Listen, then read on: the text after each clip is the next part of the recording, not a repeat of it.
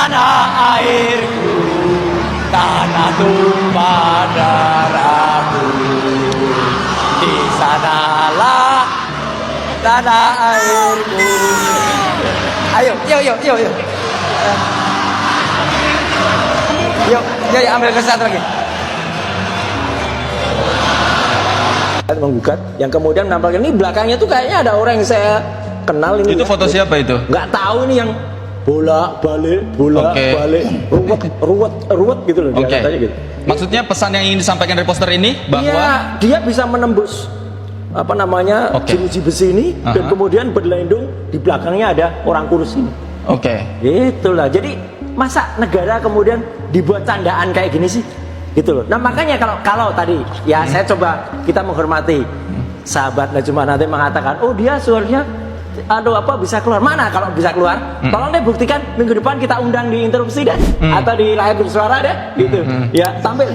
Mau nggak gitu Silvata? Berani nggak? Kalau berani tampil, kita juga undang lah teman-teman kejaksaan itu ada yang dicari. Baik, karena kalau nggak gini, kalau nggak, segera tetapkan status buron untuk Sylvester Mas. Tapi kecakapan nih dia ya. Cakep banget. Baik. Bang Icu ditantang sama Mas Roy itu. Pokoknya saya tidak mau berkomentar terkait poster itu karena poster itu kan jelas-jelas buatan Mas Roy. Mas Roy yang melakukan poster, kemudian mempublikasikan poster ini hari kan Mas Roy. Kita nampak semua itu Mas Roy yang melakukan. Jadi yang membuat panggung ini makin seperti sandiwara itu adalah Mas Roy. Tidak ada orang lain. Ini fakta. Nah, ini bukan sandiwara. Sylvester kan, Mas Roy harusnya belajar hukum dulu Mas Roy. Ini fakta. Jadi ahli hukum dulu lah Mas Roy. Jangan jadi ahli telematika kemudian mengomentari. Nanti hapus lah hanya itu Mas Roy. Kalau saya juga. Nah ini nggak ngerti ini telematika yang salah ini, yang sesat ini. Telematika jelas ini orang telematika sesat ini. Udahlah Mas Roy, harusnya belajar hukum dulu. Ini salah satu provokasi. Jadi ahli dulu baru berkomentar. Provokasi. Dalam arti begini juga ya, kita menghargai lah ya.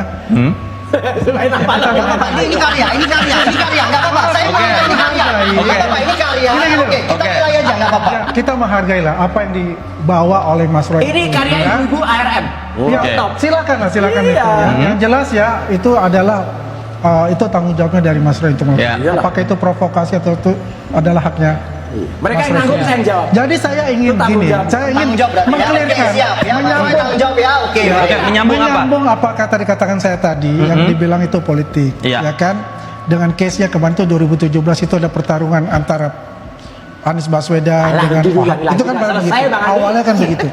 Kemudian ya itu terjadi yang di dengan pasal 310 311 itu, ya kan? Yang itu kan delik aduannya. Yang harus mengadu itu adalah Pak JK sendiri sebetulnya. Tapi ada orang lain ya yang mengadukan itu. Keluarga Pak JK yang. Ya, keluarga Pak JK yang mengadukan itu. Ya itu dari situ aja kan sudah menurut kita ya itu kan sudah sesuatu yang janggal terjadi. Kekeliruan hakim itu sebenarnya. Itu bisa jadi kekeliruan hakim. Tapi saya tidak akan masuk sana. Yang saya akan masuk adalah. Saya akan masuk adalah bisa ditampilkan nggak? Apa? Coba. Foto ya, kita coba tampilkan teman-teman, kita coba tampilkan fotonya. Ada foto Pak JK nggak? Udah gitu aja.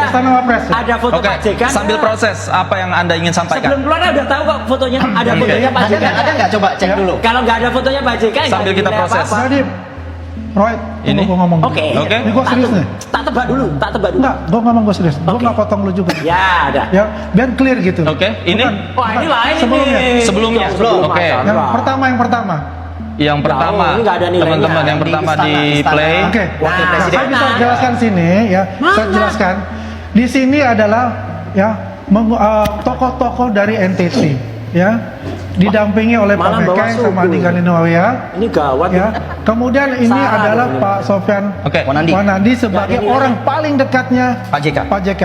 Jadi di arrange pertemuan ya karena keinginan dari Sylvester itu untuk meminta maaf secara adat, adat NTT, ya, maka dia meminta tokoh-tokoh. Tapi maksud saya begini, foto ini tidak menjelaskan bahwa benar-benar bertemu dan meminta maaf. Saya mesti jelaskan dulu, tunggu sebentar, David. Ketika kita ke istana, ya, itu tidak boleh membawa handphone. Itu protapnya. Ya, semua ditaruh, ya. Setelah itu baru boleh. dengan kehadiran mereka saja, ya, dengan ada Sofyan Wanandi Saya jawab ya nanti kalau saya potong. artinya ini adalah sudah ada pertemuan permintaan maaf itu. Baik. Ya, itu artinya itu sebelum terjadi yang namanya laporan. Baik. Mas Roy, silakan mau ditambahin sedikit. Tidak ada nilainya apa-apa. Satu, tidak ada gambar Pak JK di situ. Ya, kalaupun dan ini gambar ini sudah pernah dikeluarkan ya waktu itu sekitar 2 bulan yang lalu. Terus saya tantang waktu itu, ada gambar Pak JK enggak? Ada. Mana sampai sekarang enggak ada gambarnya. Yang ngomong ada di situ enggak ada Mas Roy. Di situ pun enggak ada Mas Roy. Saya enggak ada lihat Mas Roy di situ. Enggak ada. Enggak perlu saya. Saya paham. Saya baru kemarin di sana Wapres. Loh iya.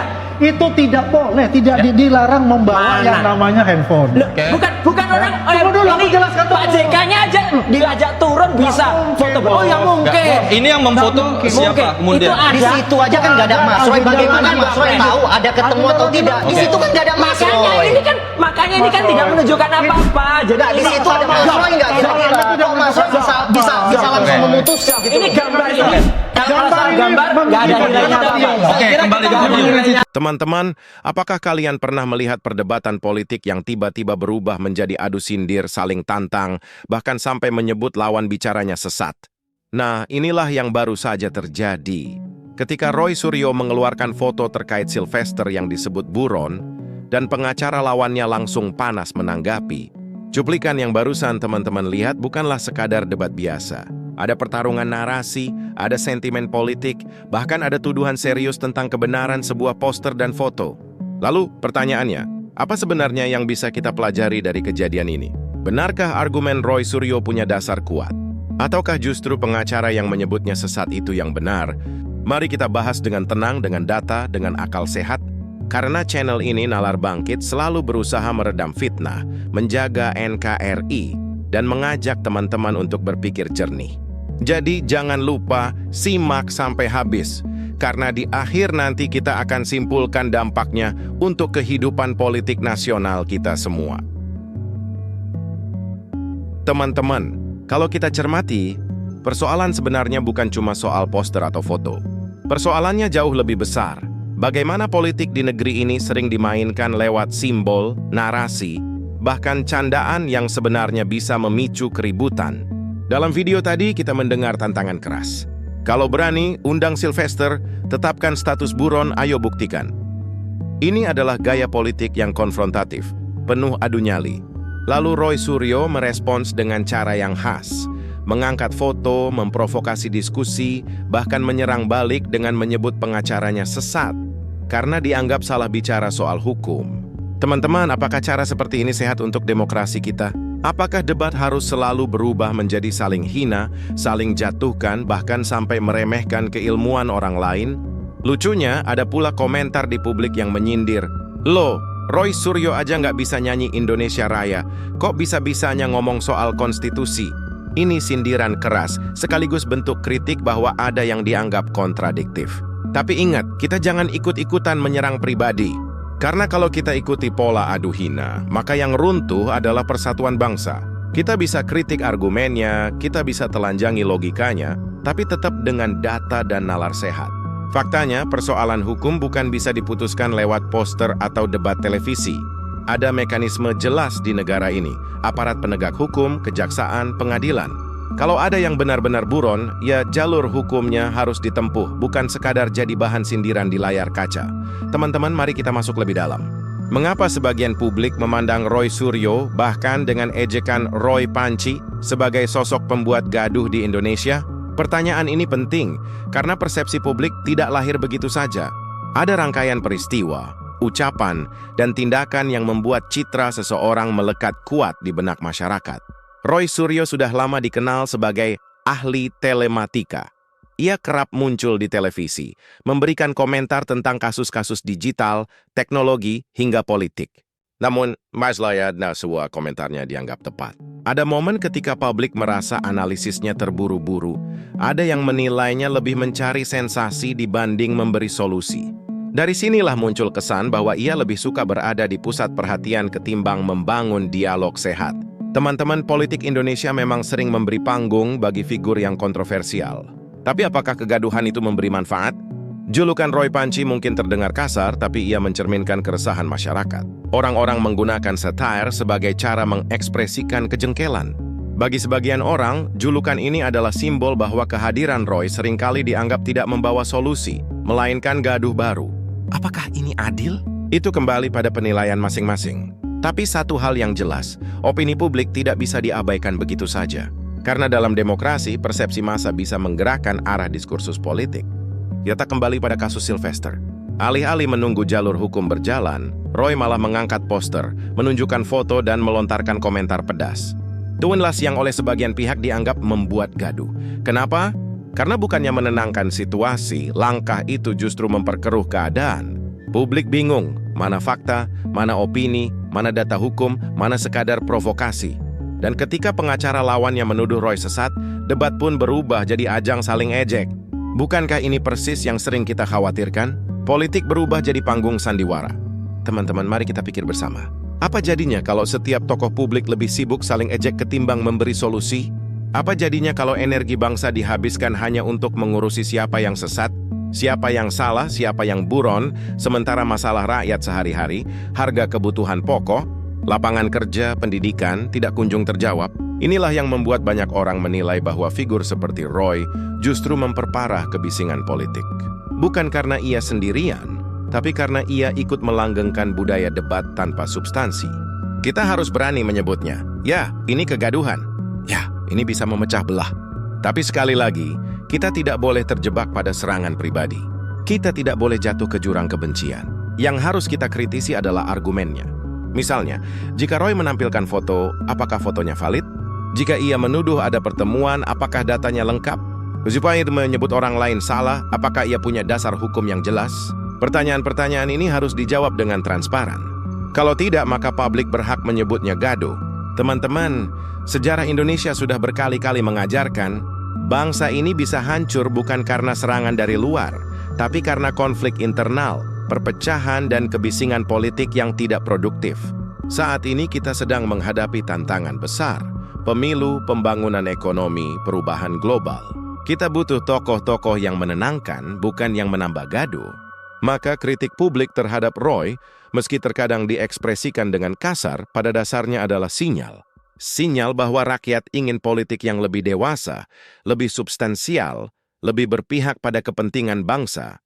Mari teman-teman, mari kita jangan hanya menonton kegaduhan ini. Jangan hanya ikut-ikutan menertawakan atau menghina. Tapi mari belajar bahwa kita tidak boleh memberi panggung terlalu besar bagi politik gaduh. Kita harus mendorong diskusi yang sehat, berbasis data, dan penuh hormat. Roy Suryo atau siapapun itu, tidak boleh lagi kita biarkan menjadikan panggung politik sebagai ajang mencari sensasi.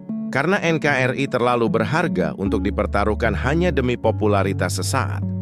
Teman-teman, setelah kita mendengar dan menganalisis panjang lebar, ada satu benang merah yang bisa kita tarik dari perdebatan yang melibatkan Roy Suryo, pengacara yang menantangnya, dan kisah soal Sylvester yang disebut buron.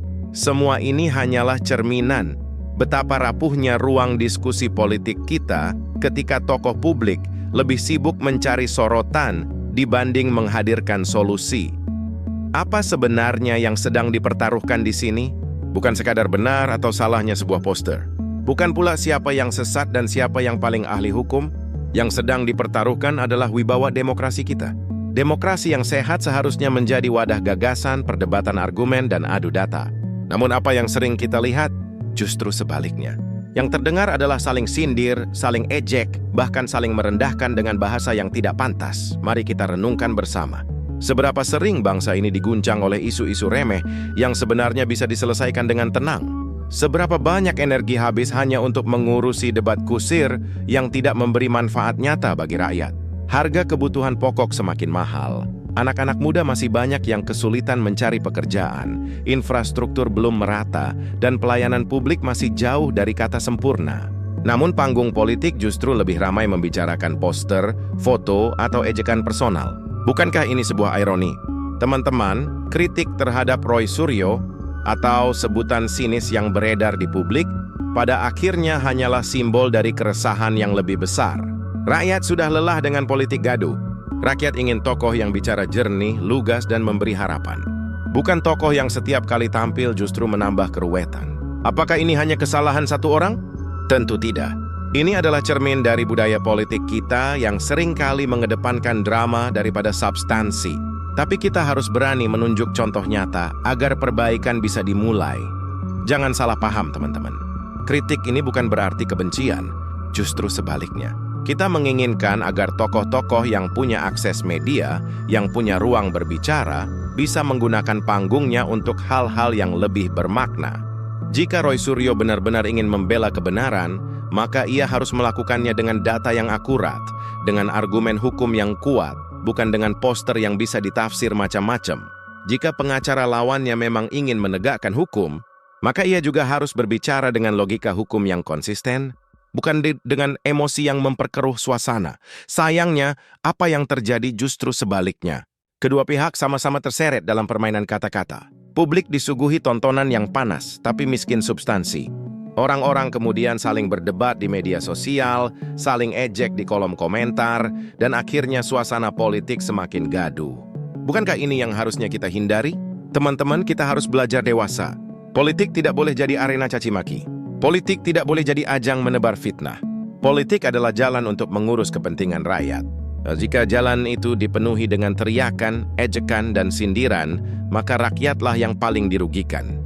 Mari kita sama-sama menjaga agar narasi politik tetap sehat, tetap santun, tetap fokus pada solusi.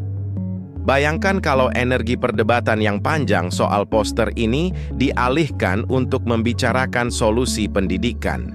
Bayangkan kalau waktu yang habis untuk ejek-mengejek bisa digunakan untuk mencari jalan keluar atas mahalnya harga beras. Bayangkan kalau panggung politik kita dipenuhi oleh gagasan, bukan oleh sindiran. Pasti bangsa ini akan melaju lebih cepat. Maka teman-teman, jangan sampai kita terjebak dalam lingkaran kegaduhan. Kita boleh menonton, kita boleh mengkritik, tapi jangan ikut larut. Jangan terprovokasi untuk saling membenci. Yang perlu kita lakukan adalah menguatkan nalar, menjaga persatuan, dan terus mendorong agar tokoh publik bertanggung jawab atas ucapannya. Channel ini, Nalar Bangkit, berdiri dengan tujuan itu. Kita ingin menjadi ruang bagi teman-teman semua untuk melihat politik dengan kepala dingin, bukan dengan emosi. Kita ingin agar teman-teman bisa mengambil pelajaran dari setiap kejadian, tanpa harus ikut terpecah belah. Karena NKRI ini rumah kita bersama. Jangan biarkan rumah ini retak hanya gara-gara poster atau debat yang tidak jelas arahnya. Jadi, mari kita simpulkan. Pertama, kegaduhan politik seringkali lahir dari cara tokoh publik memainkan narasi, bukan dari substansi masalahnya. Kedua, publik berhak mengkritik, tapi kritik harus diarahkan ke argumen, bukan menyerang pribadi. Ketiga, kita semua punya tanggung jawab menjaga persatuan bangsa dengan tidak ikut-ikutan menyebarkan kebencian.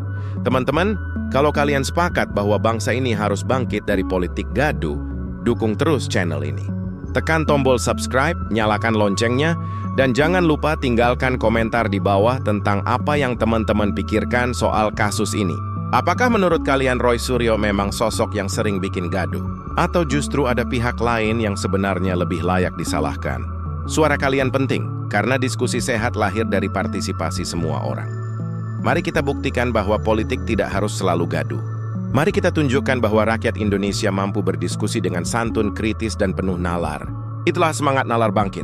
Dari kita, untuk bangsa demi masa depan Indonesia yang lebih baik. Terima kasih sudah menonton sampai akhir. Jangan lupa teman-teman, kita akan terus hadir dengan analisis tajam, menenangkan, dan penuh semangat persatuan. Sampai jumpa di video berikutnya. Teman-teman, mari kita lanjutkan dengan pembahasan yang lebih dalam lagi. Setelah kita kupas soal Roy Suryo, pengacara yang menantangnya, serta sindiran publik yang menilainya pembuat gaduh, sekarang kita perlu melihat masalah ini dalam kerangka yang lebih besar. Karena sejatinya, yang terjadi bukan hanya soal satu orang atau satu kasus. Yang terjadi adalah fenomena nasional. Budaya politik gaduh yang makin sering meracuni ruang publik kita. Kalau kita amati dengan jernih, setiap kali ada isu panas di negeri ini, selalu saja ada tokoh publik yang memilih cara provokatif. Bukannya memberikan solusi, mereka malah melempar poster, menunjukkan foto, atau mengucapkan kata-kata yang justru membuat masyarakat terbelah. Dan inilah yang kita saksikan dalam perdebatan soal Sylvester. Ada yang menyebut buron, ada yang menantang tampil di televisi, ada yang menyerang dengan kata sesat. Semua itu adalah bahan bakar kegaduhan. Teman-teman, bayangkan Jika ruang publik kita terus dipenuhi gaya debat semacam ini, masyarakat akan terbiasa dengan caci maki ketimbang logika. Anak muda akan mengira bahwa berpolitik berarti adu hina, bukan adu gagasan. Media akan lebih suka menayangkan sensasi daripada solusi. Tapi akhirnya, bangsa kita terjebak dalam lingkaran gaduh tanpa arah. Apakah ini yang kita inginkan? Tentu tidak. Bangsa besar seperti Indonesia tidak boleh terperangkap dalam budaya politik murahan. Kita punya sejarah panjang, kita punya kekayaan budaya, kita punya semangat persatuan yang diwariskan para pendiri bangsa. Jangan biarkan semua itu dirusak hanya karena nafsu segelintir orang yang ingin terkenal di layar kaca. Teman-teman, kritik publik terhadap Roy Suryo adalah satu contoh nyata bagaimana rakyat mulai muak dengan gaya politik penuh drama. Ketika orang-orang menyebutnya pembuat gaduh, itu bukan sekadar ejekan. Itu adalah peringatan. Rakyat mengirimkan pesan. Hentikan cara-cara provokatif, bicaralah dengan data, gunakan akal sehat, jangan rusak nalar bangsa.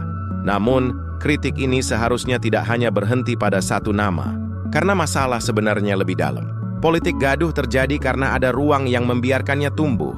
Media yang lebih suka clickbait, partai politik yang sering memanfaatkan isu untuk kepentingan sesaat, dan publik yang mudah terprovokasi tanpa memeriksa fakta. Semua ini membentuk ekosistem yang subur bagi lahirnya tokoh-tokoh pencari panggung. Maka, pertanyaan pentingnya adalah bagaimana kita memutus lingkaran setan ini? Jawabannya ada pada kita semua. Pertama, kita harus berani menolak politik sensasional. Jangan mudah percaya pada poster, foto, atau narasi yang belum jelas kebenarannya. Kedua, kita harus mendorong agar media lebih berimbang, tidak hanya menayangkan keributan, tapi juga menyajikan solusi. Ketiga, kita harus terus melatih diri untuk kritis. Jangan langsung terpancing emosi, tapi telaah argumennya. Mari kita kembali ke kasus yang sedang hangat. Apa yang sebenarnya bisa kita pelajari? Bahwa sebuah poster bisa jadi alat provokasi. Bahwa sebuah foto bisa dijadikan senjata politik. Bahwa sebuah komentar bisa memperkeruh suasana. Tapi juga bahwa publik semakin cerdas menilai. Publik tahu mana yang sekadar cari sensasi, mana yang sungguh-sungguh membawa solusi. Teman-teman, bangsa ini sedang menghadapi tantangan berat. Krisis global, perubahan iklim, ketidakpastian ekonomi, dan dinamika geopolitik. Semua ini membutuhkan pemimpin yang fokus pada kerja nyata, bukan yang sibuk dengan kegaduhan. Kita butuh tokoh yang mampu menenangkan, bukan yang menebar api. Kita butuh pemimpin yang bisa menyatukan, bukan yang memecah belah. Jadi, setiap kali kita mendengar nama Roy Suryo disebut dalam konteks kegaduhan, jadikan itu pengingat bahwa kita tidak boleh membiarkan panggung politik dikuasai oleh drama tanpa arah. Jadikan itu pelajaran bahwa kritik publik bisa menjadi kontrol sosial. Jadikan itu semangat bahwa kita harus terus menghidupkan nalar bangkit agar bangsa ini tidak tergelincir ke jurang kebisingan. Teman-teman, ingatlah, persatuan bangsa bukan sekadar slogan. Persatuan bangsa adalah harga mati. Jangan sampai kita kehilangan itu hanya karena permainan kata-kata dari segelintir orang. Jangan sampai kita biarkan Indonesia tercabik-cabik hanya gara-gara politik yang lebih sibuk mengurusi foto dan poster daripada mengurus nasib rakyat kecil. Apa yang bisa kita lakukan? Kita bisa mulai dari hal sederhana. Jangan ikut-ikutan menyebarkan hoaks. Jangan gampang terprovokasi. Jangan menjadikan ejekan sebagai senjata utama. Lebih baik kita isi ruang publik dengan diskusi sehat, dengan kritik yang membangun, dengan gagasan yang bisa mendorong perubahan nyata. Channel ini hadir untuk itu. Nalar Bangkit ingin mengajak teman-teman semua agar tidak terjebak dalam politik gaduh. Kita ingin mengajak kalian untuk berpikir lebih dalam, melihat isu dengan kacamata kebangsaan, dan menjaga agar suara kita tidak digunakan untuk memecah belah, tapi untuk memperkuat persatuan. Akhirnya, teman-teman, mari kita tutup bagian ini dengan satu kesadaran, bahwa politik gaduh mungkin akan selalu ada. Akan selalu ada orang yang mencoba mencari panggung lewat kontroversi. Akan selalu ada tokoh yang lebih suka tampil heboh daripada bekerja nyata. Tapi kita punya pilihan. Pilihan untuk tidak terjebak. Pilihan untuk tetap waras. Pilihan untuk tetap menjunjung tinggi persatuan. Ingat, Indonesia terlalu besar untuk dikecilkan oleh kegaduhan. Indonesia terlalu berharga untuk dijadikan bahan sandiwara. Mari kita buktikan dengan nalar yang bangkit bahwa kita bisa menjaga bangsa ini tetap utuh, tetap kuat, dan tetap bergerak maju.